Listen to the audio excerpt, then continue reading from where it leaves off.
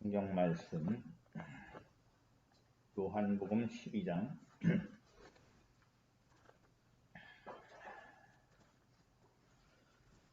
20절부터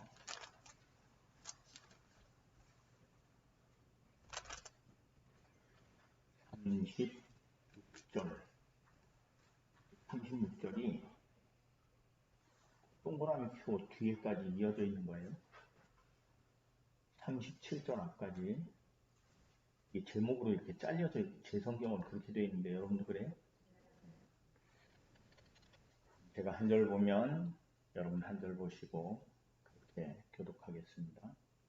명절에 예배하러 올라온 사람 중에 헬라인 몇이 있는데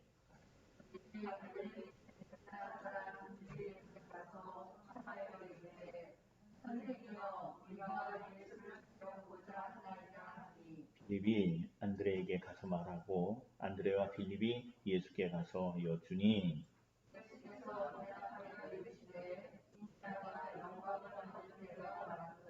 내가 진실로 너희에게 이르노니 한 알의 밀이 땅에 떨어져 죽지 아니하면 한 알 그대로 있고 죽으면 많은 열매를 맺느니라.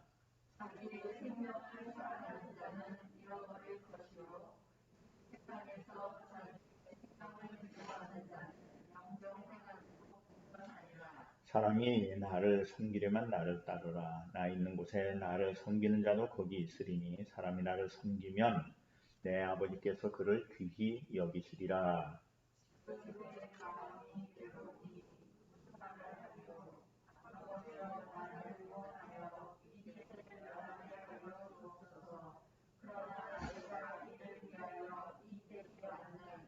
아버지여, 아버지의 이름을 영광스럽게 하옵소서 하시니 이에 하늘에서 소리가 나서 이르되 내가 이미 영광스럽게 하였고 또다시 영광스럽게 하리라 하시니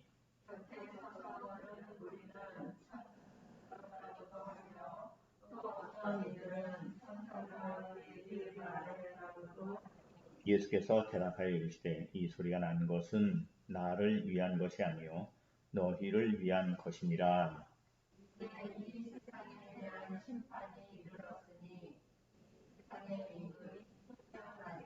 내가 땅에서 들리면 모든 사람을 내게로 이끌겠노라 하시니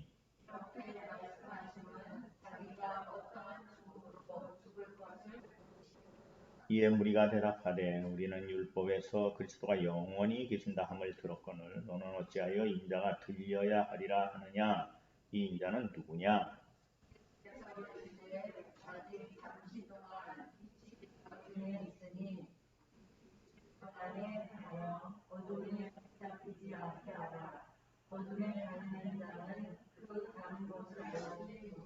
같이 봅니다. 너희에게 아직 빛이 있을 동안에 빛에 있으라. 그리하면 빛의 아들이 되리라.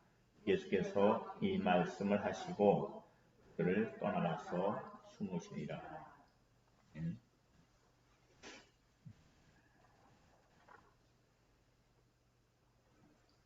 제가 이렇게 그 말씀을 드릴 때에 점 이렇게 동그라미 있는 게 하나의 덩어리로 되어 있는 말씀이고 그게 이제 당시에 무슨 종이가 풍성한 때가 아니니까 요만한 조각에다가 적어놓고 돌아다니던 거를 모아놓은 거다. 그래서 동그라미를 쳐서 왜냐하면은 적고 이 이야기가 이것과 구분된 거를 표시하려고 그러니까 동그라미 치고 또 빽빽하게 띄어쓰기가 거의 없어요. 줄 갈아치는 게 히브리어 성경에는 없어요. 그 사람들의 그 표현은 단어가 뒤죽박죽이 돼 있어도 그게 다 똑같이 풀어지게 돼 있는 복잡한 체계를 가지고 있거든요. 중요한 걸 앞에다 놓고 쓰고 또 끝나면 동그라미 치고 또 쓰고 이렇게 우리는 이렇게 쓰잖아요. 여기서는 이렇게 씁니다. 그런데 동그라미가 이렇게 쳐 있는 거예요. 예수께서 이 말씀을 하시고 그들을 떠나가서 숨으시니라. 그리고 동그라미가 있어야 이 말이 맞게 이어져 있는 거거든요. 그러니까 이런 어떤 좀 일관되게 보기에는 안 맞는 것 같아도 그게 그렇게 돼 있으니까 그대로 한 거예요. 그게 성경의 특징입니다. 그러니까 어떤 거나 왜 이렇게 가로 쳐놓은 것도 있고 그렇잖아요. 그리고 밑에 주가 있어요. 이 말씀을 다른 성경에는 없다. 이렇게까지 어떤 사본에는 없다. 이렇게까지 나오는 게 성경의 특징입니다. 그럼에도 불구하고 이 말씀을 통해서 많은 역사가 있었고 지금도 세상에서 가장 많이 번역된 책이죠. 그거를 이렇게 한번 기억해 놓으시고 오늘 말씀 이렇게 하면은 20절에 명절에 예배하는 지금 이 말씀 이렇게 보면은 이 명절이 뒤에 이렇게 나가는 것을 보면은 이 후에 예수님이 제자들과 마지막 만찬을 하고 발 씻기는 이야기 나오고 하니까 명절은 6월절이에요. 예배하러 올라온 사람 중에 헬라인 몇이 있다. 헬라인이라고 하니까 이방 사람이죠. 근데 그들이 갈릴리 베스다 사람 빌립에 가서 청하면서 선생님이여 우리가 예수를 배우고자 하나이다 라고 하니까 빌립이 안드레에게 가서 말하고 안드레와 빌립이 예수께 가서 여쭙고 이렇게 이야기를 하니까 지금 뭐가 이렇게 보여지냐 하면은 예수님을 뭐 하겠다고 찾았어요? 앞에 우리가 공부하면서 신고해라 그랬잖아요. 죽이려고 신고해라 그랬으니까 쉽게 이렇게 만나지지도 않고 오늘 말씀 끝머리에 가도 예수께서 이 말씀을 하시고 그들을 떠나서 어떻게 했다? 숨으셨다. 좀 이렇게 많은 사람들과 막 거리 없이 만나던 예수님이 약간 사람들을 만나는데 거리가 생긴 거예요. 그게 이렇게 보여지는 부분입니다. 근데 헬라 사람 몇 사람이 와서 빌립에게 와서 예수님을 뵙기를 청하니까 예수님이 23절에 이 아이가 예수께서 대답하여 이르시되 인자가 영광을 얻을 때가 왔다 라고 하는 얘기는 이방 사람도 뭐가 전해진 거예요? 복음이 전해져서 그들이 예수님을 만나기를 원하는 이 정도로 이제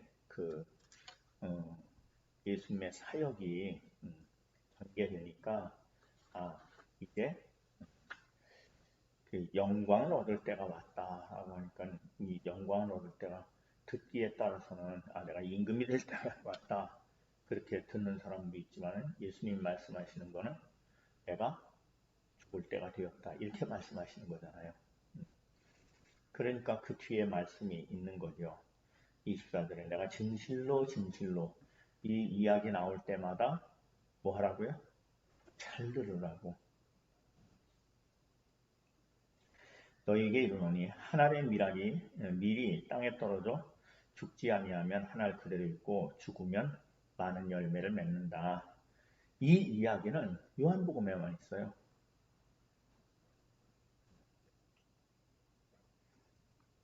그러면서 그 뒤에 밀이 떨어져 죽지 않으면 이라고 말하면서 자기 생명을이라고 거기 1번 이렇게 있잖아요. 밑에 내려가서 보면 명혼이라고도 돼 있어요. 자기 영혼을 사랑하는 자는 자기 생명을 사랑하는 자는 잃어버리게 될 것이고 이 세상에서 자기 생명을 미워하는 자는 영생하도록 보존하리라. 그러면 사람이 잘 생각해 보세요. 사람이 자기를 사랑하면 어떻게, 그러니까 아주 쉽게 이 말씀에 생각할 수 있는 게 뭐냐면 자기를 사랑하면 안 죽으려고 하는 그 얘기하는 거예요. 근데 밀은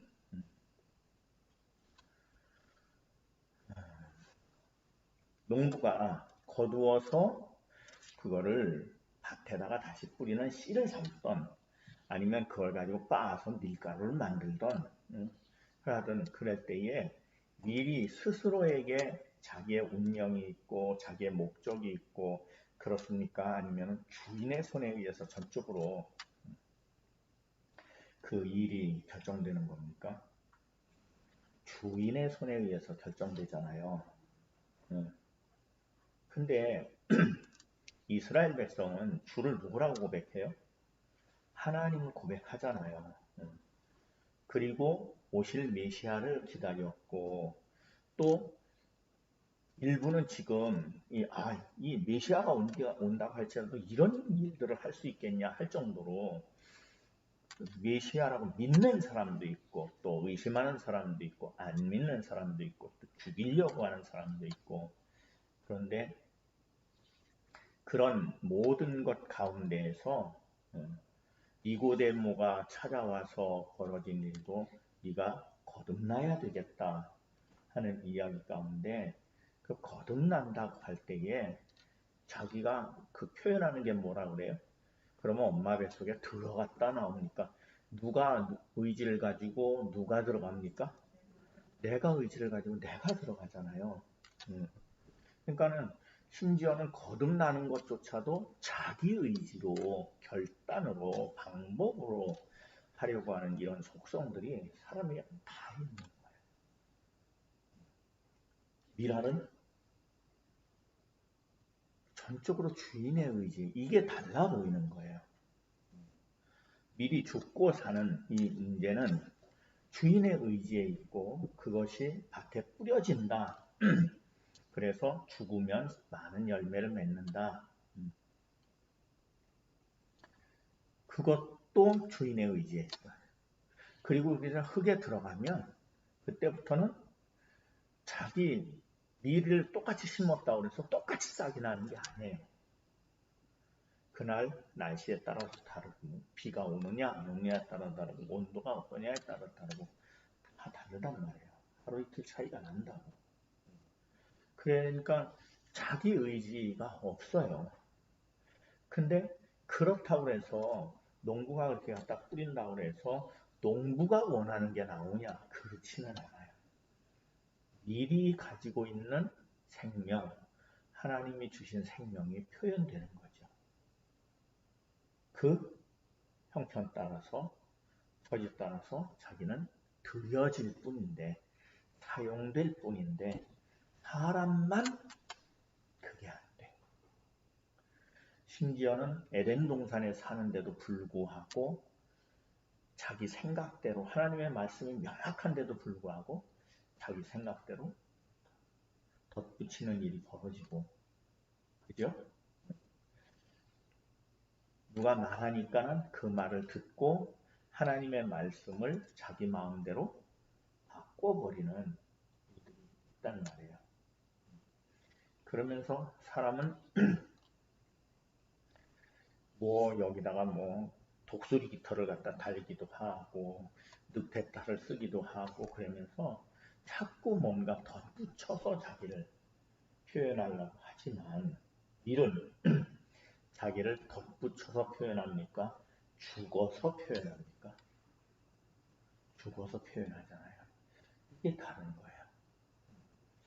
그러니까 고린도전서 15장 35절부터 38절에 있는 말씀을 제가 참고 성경으로 뽑아놨는데 같이 볼까요? 제가 한 절 보면 여러분 한 절 보시기 바랍니다. 누가 묻기를 죽은 자들이 어떻게 다시 살아나며 어떠한 몸으로 오느냐 하리니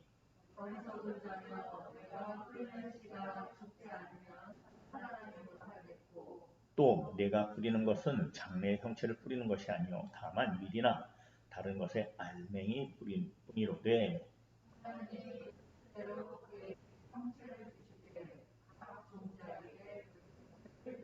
응. 뿌리는 것은 장래의 형체를 뿌리는 게 아니라는 거예요. 이걸 다 갖다 뿌리는 게 아니고 알맹이만 갖다 뿌리는데 하나님이 그 뜻대로 그에게 형체를 주셨다. 그 안에 각 종자에게 그 모든 모양과 생명의 어떠함이 다 설계되어 있고 그것을 이룰 수 있는 힘이 있고 계획이 있고 이렇게 되어 있다는 거죠. 그러니까 그게 확인되려고 하면 밀은 어떻게 돼야 되는 거예요? 흙에 들어가서 이 성경 말씀으로 보면은 죽어야 그게 표현이 돼. 죽어야. 근데 사람은 안 죽고 어디서 들은 거를 이루려고 하고 안 죽고 자기가 생각하고 계획한 것을 이루려고 하는 이 속성이 있다는 거예요. 그러니까 그 다음에 그 참고 성경으로 되어 있는 고린도전서 15장 42절부터 44절을 보면 제가 한 절 보면 여러분 한 절 보시기 바랍니다. 죽은 자의 부활도 그와 같으니 썩을 것으로 심고 썩지 아니할 것으로 다시 살아나며.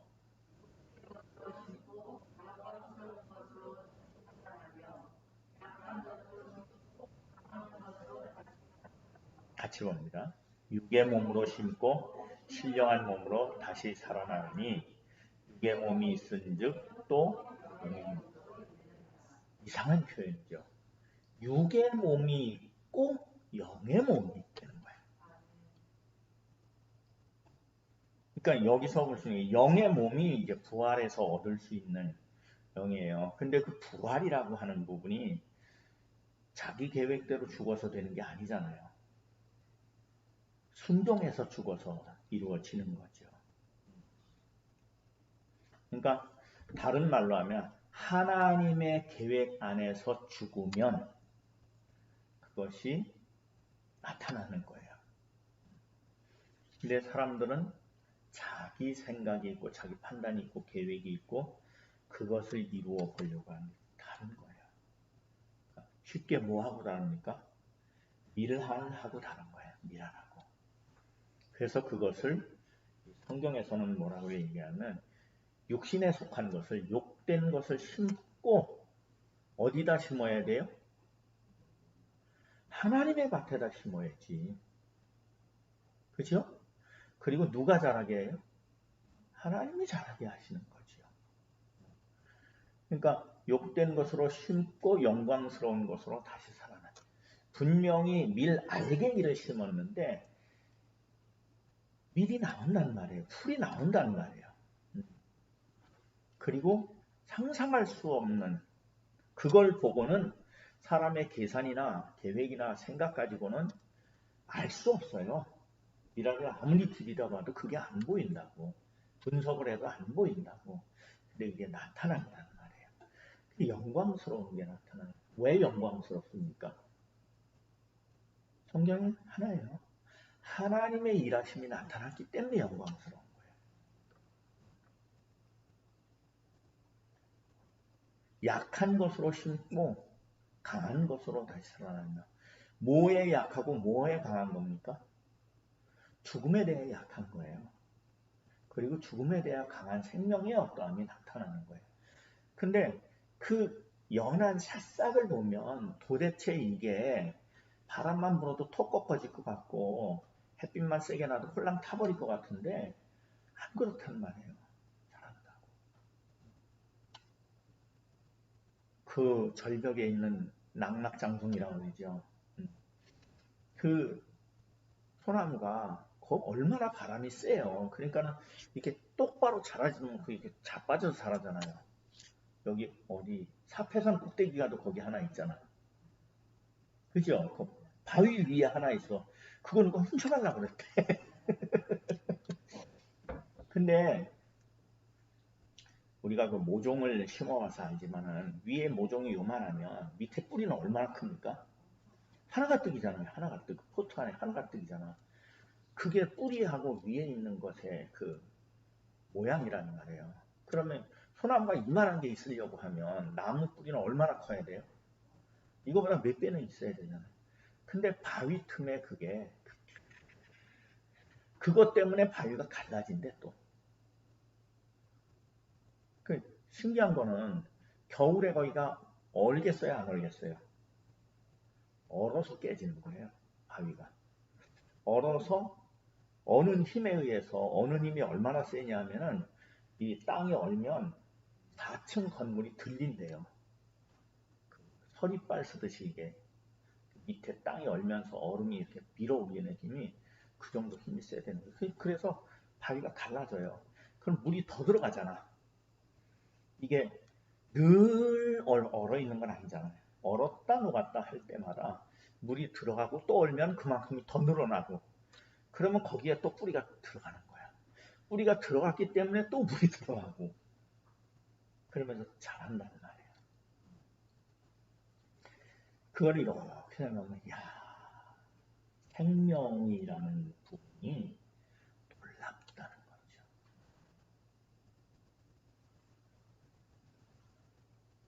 돌 단지에다가 물을 담아 놓으면 몇 년 있으면 그게 뚫어질까요? 구멍이. 안 뚫어지잖아. 그죠? 그냥 담아 놓으면. 근데 주춧돌의 처마 밑에서 물이 떨어지면 구멍이 파이잖아요. 응? 이게 움직이는 힘, 뭔가 살아있는 힘이 물조차도 고여있으면 뭐 한다고 그래요? 죽는다고 하고 흐르면 산다고 하고 그래서 낙동강 돌을 만드니까 다 죽었다고 하고 문을 여니까는 다시 살아났다고 하는 일들이 벌어져요. 다 마찬가지예요. 은혜도 고이면 써. 흘려보내야 또 은혜가 오고 채워지고 하면서 간증이 살아나고 생명이 살아나는 줄로 믿습니다. 돈도 마찬가지예요. 쌓아놓으면 그것 때문에 자기 죽고 그거를 흘려보내야 돼 자꾸. 이런 부분을 이렇게 보면서 그렇구나. 하나님께서 우리를 이 땅에 살게 하실 때에 하나님이 원하시는 것은 뭐 이런 걸 만들고 저런 걸 만들고 막 이렇게 해서 뭘 쌓아놓고 하기 위해서가 아니고 그 주신 생명을 사용해서 다른 말로 하면 나누어서 함께 살아가도록. 그러니까 그런 얘기가 되는 돈도 얼마나 빨리빨리 도느냐에 따라서 10,000원이 저기 가서 또 10,000원이 거쳐지고 여기서 10,000원이 거쳐지고 여기서 10,000원이 거쳐 5군데를 돌면 50,000원이 일을 한 거야. 경제적으로 이렇게 되는 거예요. 근데 이게 안 움직여. 저 방에 가면은 이렇게 깡통 같은 데다가 100원짜리, 10원짜리 담겨 있는 것 있거든요. 지금 몇 년째 거기서 머물러 있어요. 몇천 원이나 되는지 모르겠지만은 그거는 아무것도 못하고 있는 거지. 사용돼야 돼. 사용돼야 돼. 그러니까 주고받고 하는 게 복이에요. 내고. 근데 지금 이 말씀 안에서는 하나님 미리 땅에 떨어져 그러면서 그것을 25절에서 자기의 생명을 사랑하는 자는 이렇게 넘어가면서 내 생명이 어떤 생명을 향해서 흘러가는 것이 하나님의 뜻이라는 거예요. 사용되기를 원하는 게 하나님의 뜻이라는 거죠. 그래서 이 세상에서 자기 생명을 사랑하는 자는 잃어버릴 수밖에 없다는 거예요. 그러나 이 세상에 자기 생명을 미워하는 자는 영생하도록 보존하리라. 죽으면 많은 열매를 맺는다 라고 하는 거죠.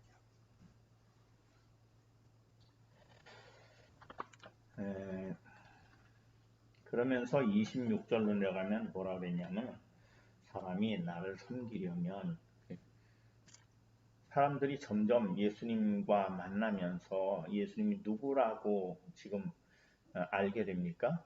약속하고 기다렸던 메시아라고 그렇게 알고 있거든요.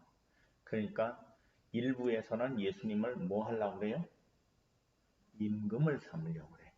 그 임금을 삼으려고 하는 건 유대인들의 그 메시아 관점에서 그 또 하나의 어떤 그 해석이에요. 왜냐하면 메시아라고 하는 부분이 기름 부음을 받은 자라는 뜻이에요. 그리스도라는 말도 그 기름 부음을 받은 자라는 뜻이고, 그럴 때 기름 부음에 대해서 왕도 기름 부음 받잖아요. 그래서 다윗 왕이 사울 왕을 죽일 뻔한 적이 있어요. 그죠? 그때 다윗 왕이 뭐라고 그랬냐면 하나님이 기름 부으신 자를 내가 해할 수 없다라고 말하는 거예요. 그때 그 안에도 메시아의 어떤 그 의미가 들어있어요. 근데 잘 보십시오. 왕을 세울 때 누가 가서 기름을 붓습니까? 선지자가 가서 기름을 붓잖아요. 사사가 가서 기름을 붓잖아요. 응? 사무엘 선지자가 가서 기름을 붓잖아요. 사울 왕 세울 때도 그렇고 다윗 왕을 세울 때도 그렇고 기름을 붓잖아요. 그때 누가 이야기를 해서 가서 기름을 붓습니까? 하나님이 가서 기름 부으라 그래서 기름 부는 거예요. 그러니까 누구에 의해서 구별된 거예요? 하나님에 의해서 구별된 거죠. 하나님이 쓰시는 생명이라는 뜻이 있는 거죠. 왕도 하나님이 쓰시는 생명인데 이게 왕이 되니까 하나님이 쓰시는 자기의 위치는 잊어버리고 누구하고 비교해서 왕이 되려고 합니까? 다른 나라 왕하고 비교해서 자기가 왕이 되려고 하는 일이 벌어지는 거예요. 이스라엘 백성에게 왕은 하나님이 기름 부어서 하나님의 백성을 돌보라고 맡겨준 하나님의 목적이 있고 하나님의 계획이 있고 그래서 세운 거예요. 그러니까 사울 왕을 세울 때에도 그렇게 세운 거죠. 그렇잖아요. 뭐 대단한 사람이 아니라고 그랬잖아요. 찾으니까 없잖아요. 그 뒤에라도 숨었잖아요. 다윗 왕이 처음에 기름 부을 때도 형제들 가운데 없었잖아요. 그러면 솔로몬은 마태복음 족보에서 나타나듯이 형제가 아니에요. 우리아의 아내에게서 난 아들이에요. 그 형제들 안에 없어. 그런 거죠. 그러니까 어떻게 보면 요셉도 그런 모습이 있어요. 아버지에게는 대단해 보이고 막 이럴지 모르지만 형제들이 보기에는 저런 이상한 놈이야. 형제들 안에서는 인정받지 못하는 그런 모습이 있는 거예요. 그때 그래도 하나님이 뜻이 있을 때는 반드시 하나님이 그 일을 계획하시고 역사하시고 이루신다는 얘기를 하는 거예요. 그러니까 예수님을 메시아라고 알고 있고 그러면서 일부는 왕을 삼으려고 하고 근데 왕을 어떤 왕으로? 자기가 기대하는 왕을. 그럼 우리가 대통령 세울 때도 그렇게 세우니까 하다가 마음에 안 들면 뭐라 그래요? 내가 잘못 뽑은 것 같아 그러는 거죠.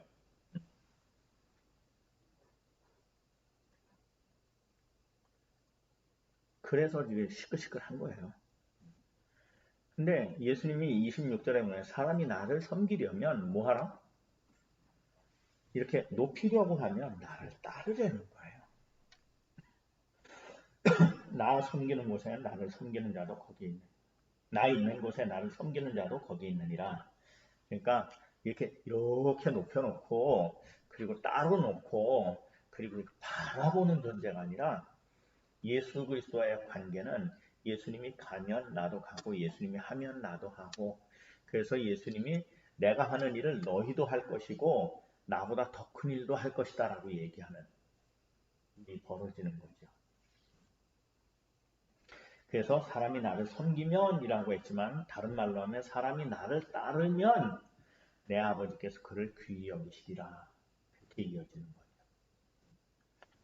그러면서 27절에 하면 지금 내 마음이 괴로우니 무슨 말 하리요. 아버지여 나를 구원하여 이때를 면하게 하여 주옵소서. 이 육신을 가지고 있으니까 이렇게 말하게 돼요.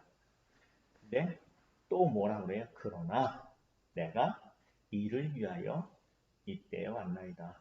그러니까 아버지여 나를 구원하여 이때를 면하게 하여 주옵소서 하는 것하고 내가 이를 위하여 이때에 왔나이다 하는 것하고는 다른 길이잖아요. 그죠? 명확하게 다른 길이죠. 예수님이 완벽하게 사람이라고 우리가 똑같은 사람이라고 하는 게 이 부분이에요. 내가 죽도록 고민되었으니까 나를 위해서 기도해 달라. 인간적인 사람이에요. 그러나 항상 끝은 뭐예요? 아버지 때 아버지께서 계획한 것을 아버지의 뜻대로 되기를 원하나이다. 그게 우리의 믿음의 과정이 되길 바랍니다. 이런 생각이 있을 수 있고 저런 생각이 들 수 있어요. 주님도 있잖아요. 이상한 거 아니에요. 그러나 문제는 그걸 가지고 주님 앞에 내어놓고 주님이 내게 원하시는 아버지께서 내게 원하시는 다른 말로 하면 말씀이 내게 말씀하시는 것을 이루어가는 것이 우리의 삶인 줄로 믿습니다. 그래서 28절에 아버지여 아버지의 이름을 영광스럽게 하옵소서 하시니 이에 하늘에서 소리가 나서 이르되 내가 이미 영광스럽게 하였고 또다시 영광스럽게 하리라 하시니. 그럼 내가 이미 영광스럽게 한 건 뭐 같아요? 육신을 입고 이 땅에 오신 거예요. 그리고 육신을 입고 이 땅에 오셔서 부귀와 영화를 얻었습니까? 누울 곳이 없어서 어디에 누웠습니까? 구유에 누웠고 태어나자마자 얼마 안 돼가지고 애국으로 도망가셔야 됐고 그죠?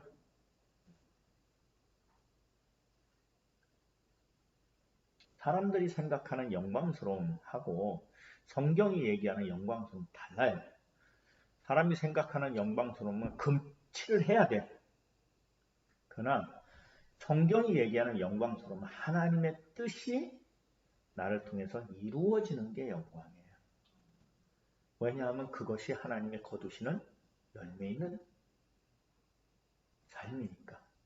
그것이 하나님의 거두시는 열매니까.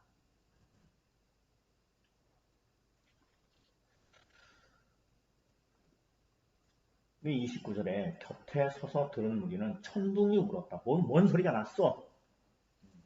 근데 상당히 많은 사람들은 천둥이 울었다라고 하고 또 어떤 이들은 천사가 그에게 말하였다. 예수님이 세례받고 물에서 올라오실 때 똑같은 일이 벌어졌어요. 하나님 말씀하시니까 그러면 또 누구도 그렇습니까?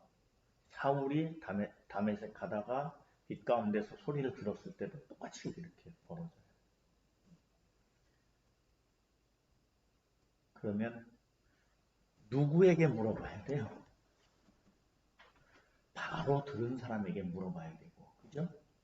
바로 들은 사람의 말하는 것을 따라가야 되는 거죠. 똑같아요. 우리가 지금 성경을 같이 봐도 각각 본다고. 그럴 때 정말 그 성경이 주님으로 인해서 거쳐진 은혜로 인해. 그러니까 성경을 제가 오해의 여지가 있지만 너무 은혜롭게 보지 말라고 성경을 은혜로 봐야 되는 게 맞아요. 근데 그 은혜가 주님이 내게 주시는 은혜 안에서 보면 좋은데 내 은혜에 취해서 봐버려. 그러니까 엉뚱한 일을 벌린다. 그래서 이단 나오는 거예요.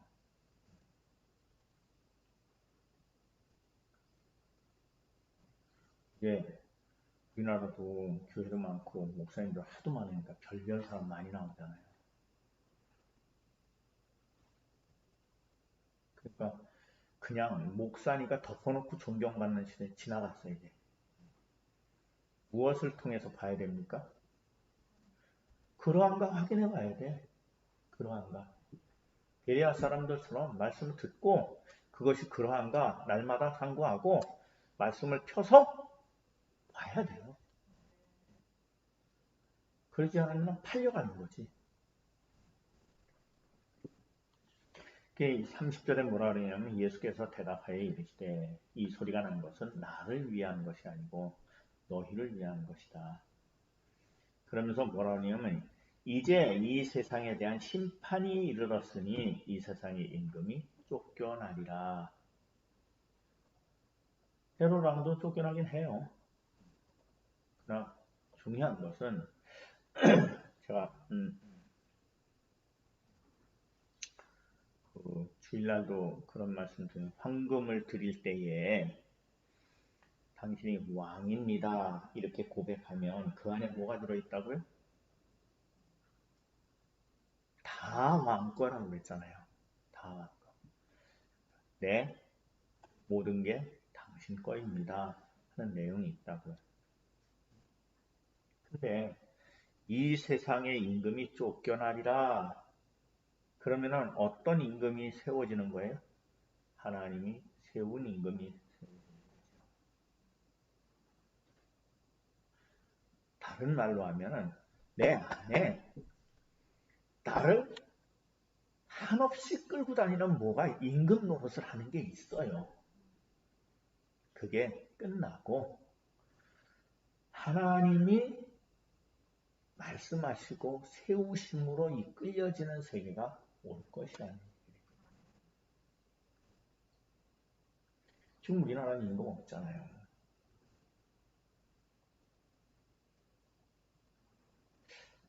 저하고 여러분하고 여러분을 끌고 가는 어떤 그 힘이 뭡니까? 기분인 사람도 있어요. 세상이라고 하지 말고 돈? 힘 세죠. 그러나 결국은 그 어떤 갈등이 있을 거예요. 그 안에. 여기 주님도 그런 것처럼 갈등이 있을 거예요. 그러나 결국은 내가 마땅히 붙잡아야 될 것은 그리스도밖에 없구나. 말씀밖에 없구나. 은혜밖에 없구나. 그것이 우리의 믿음의 과정이길 바랍니다. 그것을 여기서는 뭐라고 표현하면 이 세상의 임금이 쫓겨나리라. 그러면서 32절에 내가 땅에서 들리면 모든 사람을 내게로 이끌겠노라. 이렇게 말씀하시면 자기가 어떤 죽음으로 죽을 것을 보이시니라. 어떤 죽음, 들리는 것은 이스라엘 백성들의 처형 방법, 사형 방법은 이 나무에다 매다는 게 아니에요. 그 돌로 쳐 죽이는 거잖아요. 그러니까 이게 달린다라고 하면은 사람들이 다 알아요. 특히 예수님 당시에 살던 사람은 다 알아요. 로마가 그러니까 그 유대인들이 예수님을 죽여달라고 할 때 빌라도에 가서 죽여달라고 할 때 니들이 알아서 해라 그러니까는 뭐라 그래요? 우리는 죽일 권한이 없다. 그러니까 로마식으로 처형할 수밖에 없다는 거예요. 그러면 매다는 거죠. 옛날에는 많이 어떻게 했습니까? 옛날에도 매달았지. 어떻게 매달았어요? 목 매달았지. 그죠? 목 매달고 그리고서는 목을 잘라가지고서는 성벽에다 이렇게 효수한다고 그러죠. 매달았죠. 왜 매답니까? 본보기로 보이는 거예요. 굉장히 그거는 그 권위적인 방법입니다. 이들이 대들면 죽어 이렇게 보여주는 거예요. 유대인들이 돌로 쳐 죽이는 것은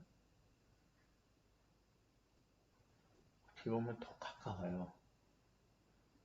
다 가서 하나씩 치는 거니까. 그죠? 매다는 거는 저 사람이 매달지. 돌로 쳐 죽이는 건 내가 쳐 죽이죠. 그러니까 예수님이 뭐라고 해요? 죄 없는 자가 먼저 돌로 치라. 그때 다 걸린 거야.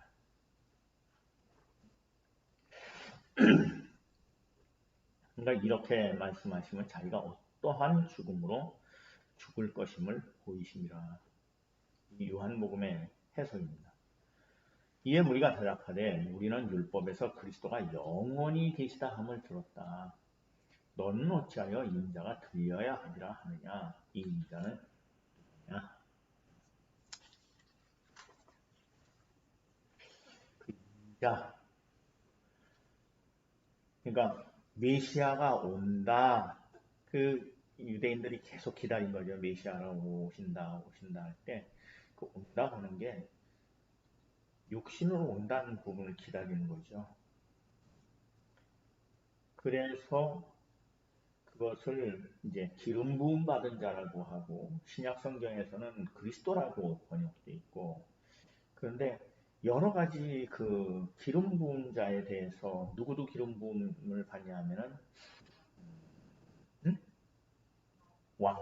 왕도 기름 부음 받고 또 누구도요? 제사장도 기름 부음 받습니다. 그러니까 이 안에 어떤 부분이 있냐면 왕도 유대인의 관점에서는 하나님이 세운 사람이에요. 제사장도 하나님이 세운 사람이에요. 근데 똑같이 하나님이 세운 뭐예요? 육신을 가지고 있는 사람이고, 여기도 하나님이 세운 육신을 가지고 있는 사람이에요. 그러니까 다른 말로 사람 가운데서 구별해서 기름 부어서 하나님의 목적에 쓰는 자 있는데, 이사야서에서는 많이 표현되게 뭐냐면 그분이 와서 고난을 받으심으로, 희생을 하심으로, 고통을 받으심으로 이런, 그리고 죽으심으로 이룬다 라고 되어 있는 거예요. 그것을 오늘 말씀에서는 하늘의 미랄이 땅에 떨어져 죽어야 열매를 맺는다. 죽으면 무슨 일이 벌어집니까? 미랄이 땅에 떨어져 죽으면 하나님이 살리시는 일들이 막 나타나는 거예요. 그리고 열매가 나타나는 거죠. 이건 우리에게 굉장한 교훈을 줍니다. 내 어떠함이 죽어서 하나님이 막 살리시는 일들이 나타나, 역사하심이 막 나타나서 거두어지는 열매를 하나님이 원하시는 거죠.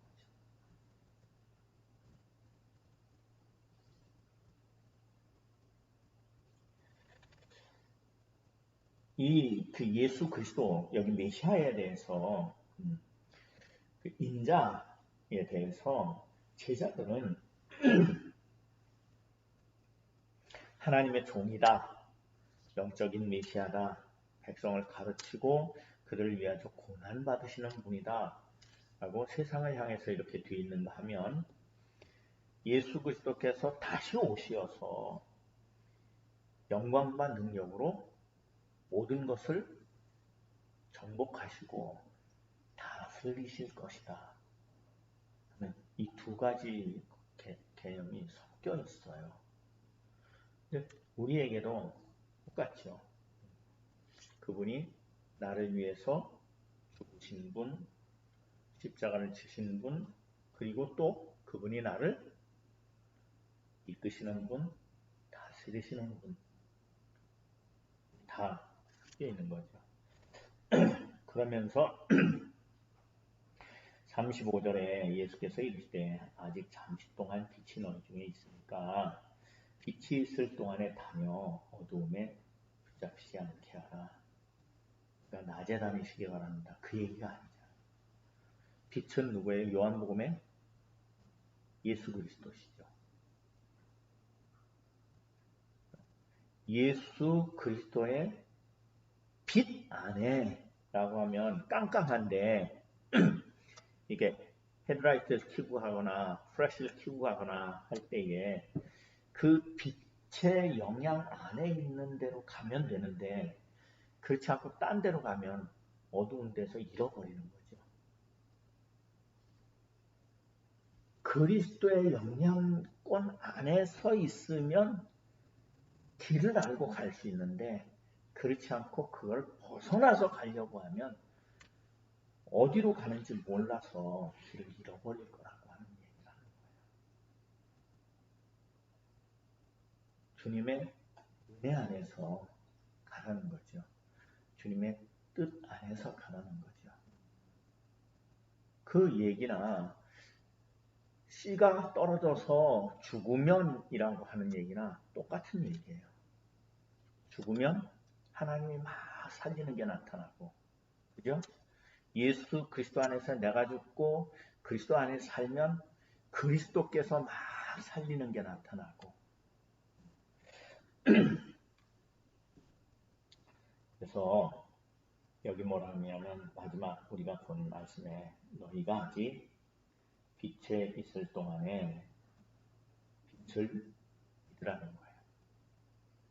그리하면 빛의 아들 될 거라는 거죠. 내가 그리스도인이다 하는 것은 내가 그리스도를 바라보고 있기 때문이 아니라 그리스도의 영향력 안에 살고 있기 때문이에요. 주님의 말씀하심을 따라가고 있기 때문이에요. 그리고 예수께서 이 말씀을 하시고 그들을 떠나가서 숨으시더라. 숨으시기도 하고 기도하고 하시기도 하셨겠지. 왜 숨으셨나? 왕을 삼으려고 하니까 가서 숨었어요. 먼저 말씀해. 그런 거죠. 무리가 모여드니까 무리의 힘이 끌고 가려고 해. 그게 아니라는 거야.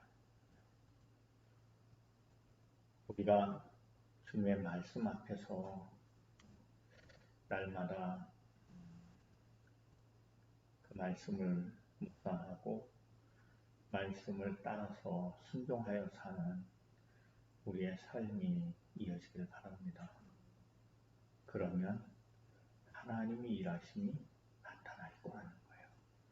나는 죽고 그렇게 참 죽었는데 살아계신 하나님의 역사가 나타나는 우리의 삶이 되길 바랍니다. 기도하시겠습니다. 하나님 아버지 감사합니다. 밀알 하나가 떨어져 죽으면 많은 열매를 맺는다고 하는데 참 땅에 떨어져서 썩을 때에 그때 하나님께서 주신 생명의 어떠함들이 놀랍게 나타나기 시작하고 풍성해지는 것을 참 보게 하시는 것을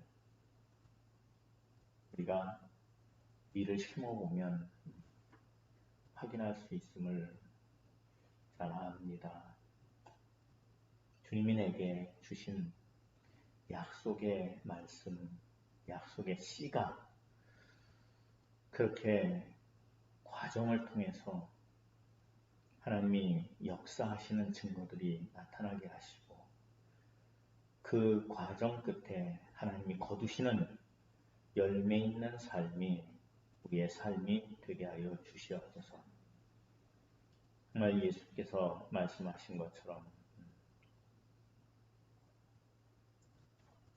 나를 따르라 한 그 말씀을 따라서 주님을 따라 그 길을 가는 우리의 삶이 되게 하여 주시오며 그리스도의 빛 안에 사는 우리의 삶이 되게 하여 주시옵소서. 함께 하심을 의지하고 예수 그리스도 이름으로 기도하옵나이다.